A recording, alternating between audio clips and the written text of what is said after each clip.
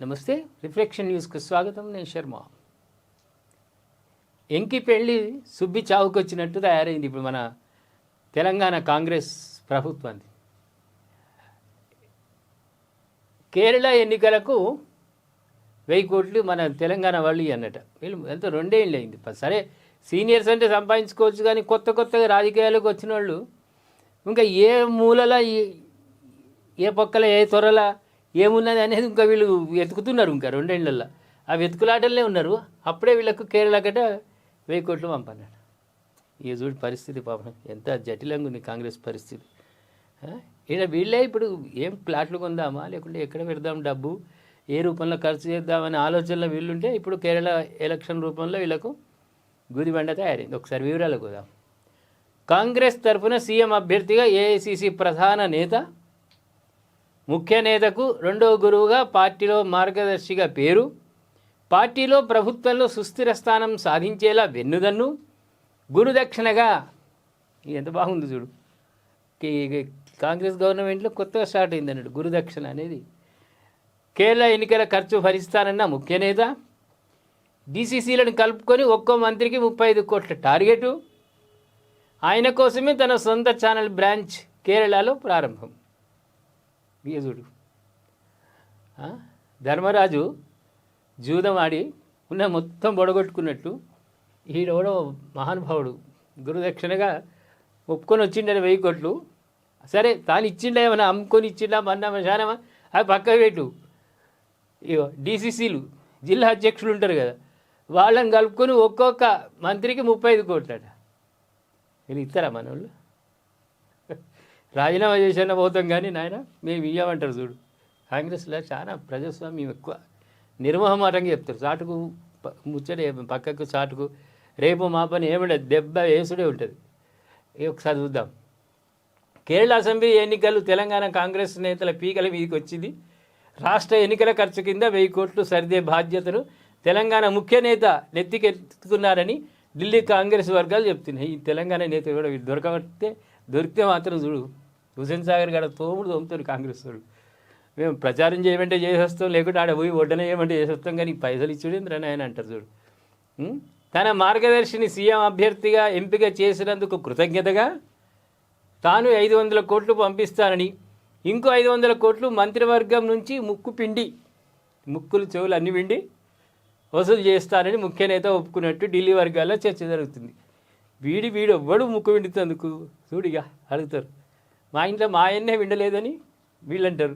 మా పిల్లలే ఇంతవరకు ఏమనలేదు నన్ను, నువ్వు ముక్కు విండి వసూలు చేస్తావని. అంతేకాదు, తన 2వ గురువు తరఫున ప్రచారం చేయడానికి ఇప్పటికే తన సొంత ఛానల్ పేరున్న ఓ పెద్ద తెలుగు టీవీ ఛానల్ను కేరళలో లాంచ్ చేయించినట్టు కాంగ్రెస్ శ్రేణులు చెబుతున్నాయి.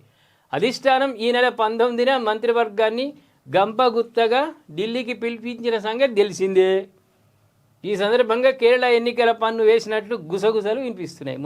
మన వెటిరు కదా, విమర్శించారు కదా. ఇక రాహుల్ గాంధీ దగ్గర, ఖర్గే దగ్గర మంత్రివర్గ సమావేశం, సమ్మక్క సారమ్మ దగ్గర చేసిర్రంటే ఓ పద్ధతి ఉంటుంది, వాళ్ళ దగ్గర ఏంది మంత్రివర్గ సమావేశం అంటే మంత్రులందరినీ పిలిచి వాళ్ళకు ఉపదేశాలు ఇచ్చారు.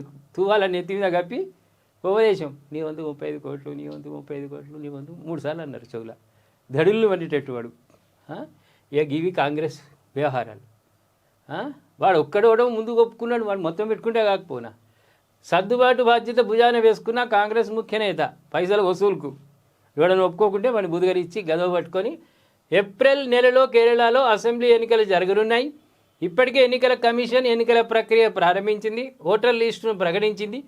ఏఐసిసిలో ప్రధాన పోస్టులో ఉన్న సీఎం అభ్యర్థికి దాదాపు ఖరారు చేసినట్టు సమాచారం. దీంతో గురువును గెలుపుకించుకునే బాధ్యత తెలంగాణ ముఖ్య నేత భుజాల మీద వేసుకున్నాడు. అది ఎవరో తెలవాలి. పాపం అందరిని బలి చేసాడు. కాంగ్రెస్ అధినేత్రి బలిదేవతగా పోల్చి తెలంగాణలో 1000 మందిని బలి తీసుకునేదని ఆరోపించిన కొద్ది రోజులకే జర్ర ముందు కదా చంద్రబాబు శిష్యరికం వదిలిపెట్టి కాంగ్రెస్లో చేరినప్పటి నుంచి ముఖ్య నేతగా ఏఐసిసి ప్రధాన నేత 2వ గురుగా మార్గదర్శిగా కొనసాగుతున్న నా లెక్కన బహుశా అందాజు చూస్తే రేవంత్ రెడ్డి కావచ్చు.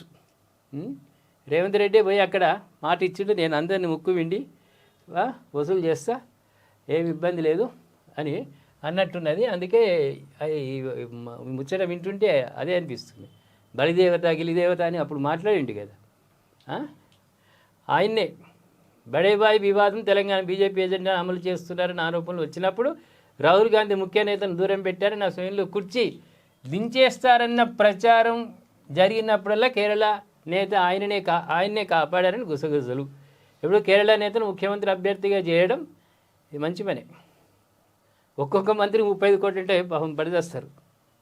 పిల్ల పెళ్ళికి ఖర్చు కాదు, ఇల్లు కట్టుకునేది కాదు, విట్టి చేయాలి. ఒకవేళ పుష్కరవాడు ఓడిపోయితే గోవిందాయ మంగళం, బుడిదల వచ్చిన పన్నీరే. జర ఏమంటారు ప్రేక్షకులారా, ఈ కాంగ్రెస్ ఆడు పోయినోడు వాడు అక్కడికి, వాడు ఎందుకు అభయం ఇచ్చిండు, వాడి భుజాల మీద ఎందుకు వేసుకున్నాడు, వాడికి ఇప్పుడు నా పైసా నేను ఖర్చు పెట్టుకుంటా అంటే పర్వాలే, నువ్వు వస్తువు కొనుక్కో, కానీ నీ ఖర్చులు కూడా నేను పెట్టుకుంటా అన్నా ఒప్పుకుంటారు. నేను పెట్టే ఖర్చుల దాంట్లో సగం ఇంకోటి దాని మీద రుద్దుతాండి, ఇంకోటి మీద ఎట్లా ఒప్పుకుంటారు అసలు? ఇదేమైనా అర్థం పరమార్థం ఉందా? నా లెక్కనైతే గురువు అంటున్నారు కాబట్టి ఇది బాగానే ఉన్నది, చేస్తారు ఇక. మరి ఆ గురువు ఎవరో అక్కడ మాట్లాడింది ఎందుకో, వాగ్దానం చేసింది ఎందుకో, 500 కోట్లు ఇస్తాను అనుడు ఎందుకో, మిగతా ముక్కు వెండి వసూలు చేస్తాను అవేమిచ్చుడు ఏందో, ఇవన్నీ మీరేమంటారు? జర కాంగ్రెస్లో ప్రజాస్వామ్యం ఎక్క కదా, మనకు కూడా ప్రజాస్వామ్యం ఉన్నది, వాక్ స్వాతంత్రం ఉన్నది, ఏం లేదు, నిర్బంధం లేదు. భయం వీళ్ళకి తెలవాలి, కాంగ్రెస్ వాళ్ళకు డెవలప్ చేసుడు లేదు, మన్ను లేదు. ఈ కేరళలో కట వీళ్ళు పైసలు తగలబెడతారట, అక్రమార్జన సంపాదన నాశనం చేస్తుండొచ్చు అంతే.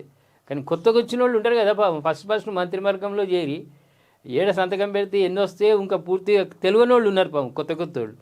ఇంకా సంపాదనే మొదలు కాకపోయారు 2 ఏళ్లల్లో.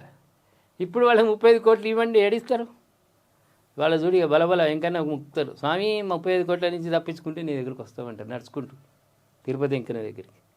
మీరు దయచేసి ప్రేక్షకులారు, మీరు కామెంట్ రూపంలో ఈ 1000 కోట్లది ముచ్చట అంతా కాంగ్రెస్ వాళ్ళు ప్రజాస్వామ్యం వాళ్ళని బాగా వర్దిల్లాలి, పరిడవిల్లాలి, కామెంట్ రూపంలో తెలియజేయండి. అదేవిధంగా షేర్ చేసుకోండి, సబ్స్క్రైబ్ చేయండి.